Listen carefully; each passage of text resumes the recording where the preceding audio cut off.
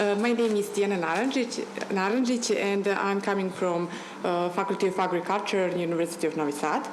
I am going to talk about the climate impact on Xylem tissue in woody plants. The importance of wood as a renewable resource is indisputable. It is produced by the vascular cambium of tree stems, which is defined as vascular cambium, layer of vascular cambium, which is defined as the actively dividing layer of cells that lies between and give rise to the secondary xylem and phloem. The formation of wood and the anatomy of water conducting cells are decisive factors in plants' performance because of the great importance of water transport.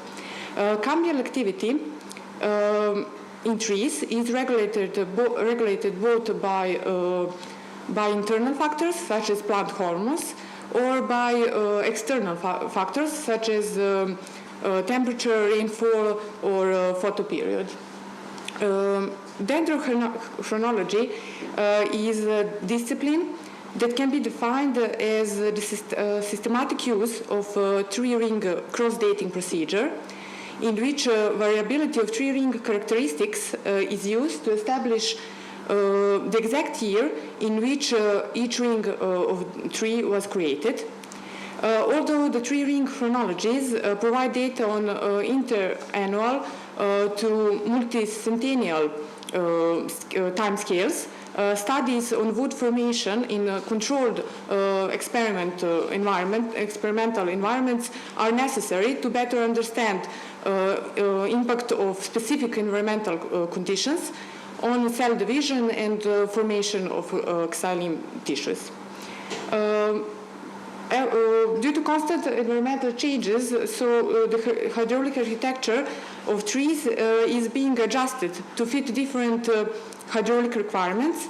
The extraordinary plasticity of the cambium is considered as an effective way to ensure timely response to annual variation of climate condition characteristics for particular habitat. Water is the most limiting abiotic factor that affects plant growth and productivity. And because of that, important functional trait of every plant is water transport capacity through xylem tissues. To transport water and sap through plants, two transport systems are involved by plants. First is phloem system, and the second one is xylem system. The main force for xylem water transport is generated by transpiration of water from the leaves, which creates a negative vapor pressure in the cells that surround the stomata. We can see it in the leaves, and water entering the plant in the ground.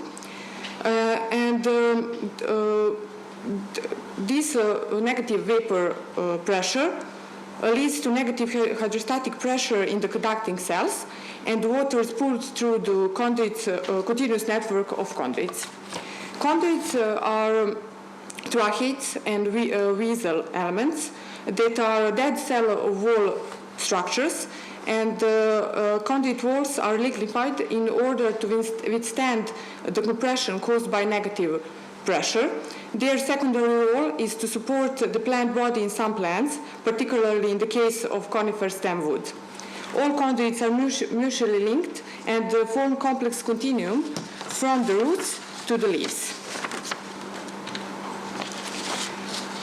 Water in the xylem conduits exists under negative subatmospheric pressures, typically of 1 and -2 megapascals, and sometimes as low as -10 megapascals, which means that water must remain liquid at pressures well below its vapor pressure.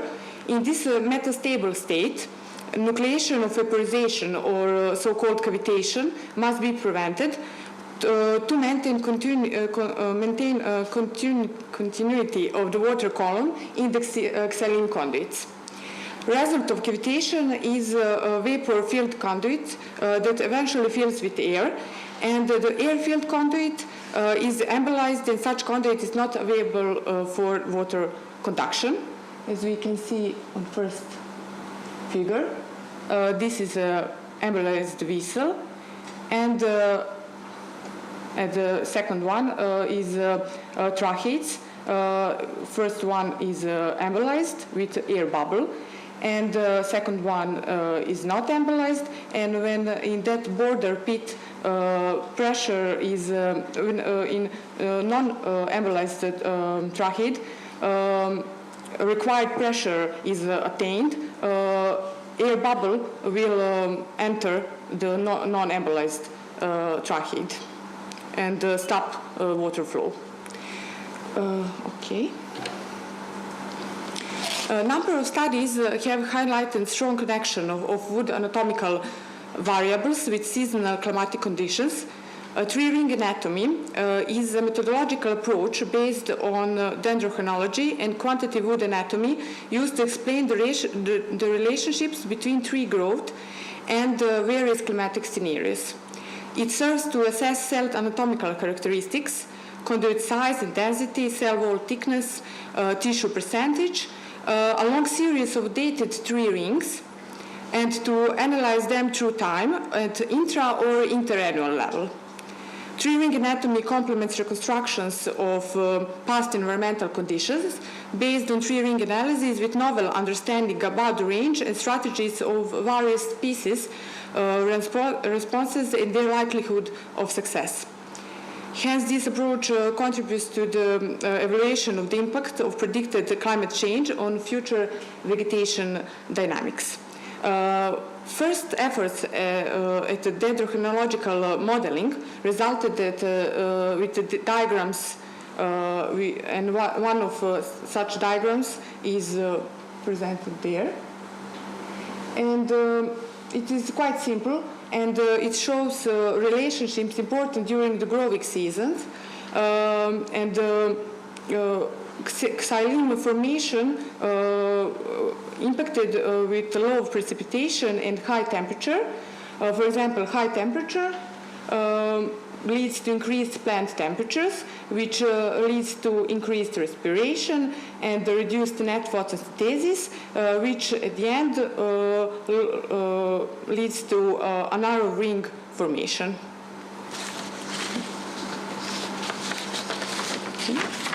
Wood anatomical modification can greatly differ depending on tree metabolism and species-specific wood structure, as well as on the timing of the season when the particular environmental event occurs. Numerous studies have observed the modifications of xylem tissue regarding cell size, number, and shape. Some studies noted seasonal pattern of adaptation also, which means that, for example, just a second. Okay, that will be later. Species-specific responses to contrasting water supply is also is also noted, and the importance of previous growing season conditions. For example, xylem cell features can be strongly influenced by previous growing season conditions. Some authors emphasize the importance of winter precipitation for tree growth and pointed out the outcomes and interference of studies on xylem dynamics and modeling that could be improved by incorporating not just climate information of the current growth season, but also of several months prior to cambial reactivation in spring. Accordingly, chemical activity and cell differentiation under wet, irrigated summer conditions only occur if spring is dry, while if the amount of water in spring was sufficient for, if the amount of water in spring was sufficient for cambial activity, then cell division stopped or slowed down in summer, even if the tree is irrigated. Bimodal patterns refers to the fact that if water is available during summer, saplings can resume cambial activity and wool formation in autumn also. And in this figure, we can see some cross-sections of pubescent oak and Scots pine in control trees which were exposed to drought, and in irrigated trees. And there is quite a big difference between tree ring width in control trees and in irrigated trees, especially in Scots pine, as we can see. Also, some deformations of visual elements are shown here in early and late summer in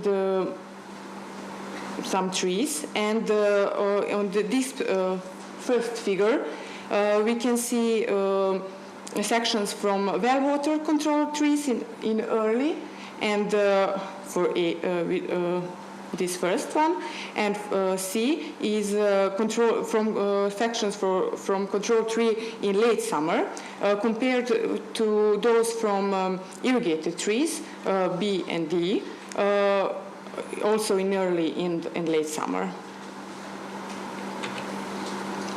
Cavitation resistance in deciduous versus evergreen angiosperms and conifers is likely to have different ecological and environmental consequences.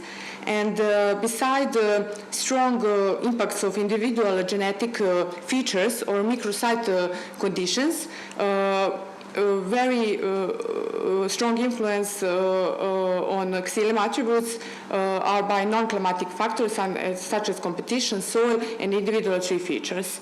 So climate change impacts on plants' functioning will increase in future, and vegetation responses to drought and other environmental threats are the key factors that will determine plant survival rate. Thank you.